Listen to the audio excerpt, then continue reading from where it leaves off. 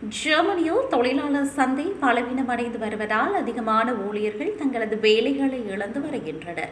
2024 மற்றும் 2025 ஆண்டுகளில் பல பணி நீக்கங்கள் நிகழ்ந்ததாக சமீபத்திய கணக்கெடுப்பு ஒன்று கண்டறிந்துள்ளது. வணிகங்களின் ஆட்குறைப்பு தீர்மானங்களே இதற்கான முக்கிய காரணமாக கூறப்படுகிறது.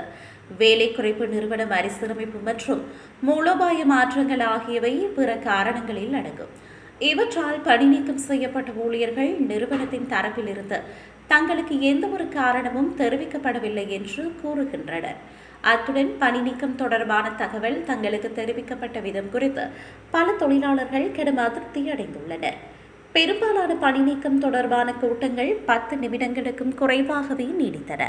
மேலும் சில ஊழியர்கள் பணி நீக்க அறிவிப்பை நேரில் பெறுவதற்கு பதிலாக கடிதம், தொலைபேசி அழைப்பு அல்லது காணொலி அழைப்பு மூலம் பெற்றனர். இதேவேளை அதிகரித்து வரும் பணி நீக்கத்திற்கு செயற்கை நுண்ணறிவும் ஒரு காரணியாக இருப்பதாக தெரிவிக்கப்பட்டுள்ளது.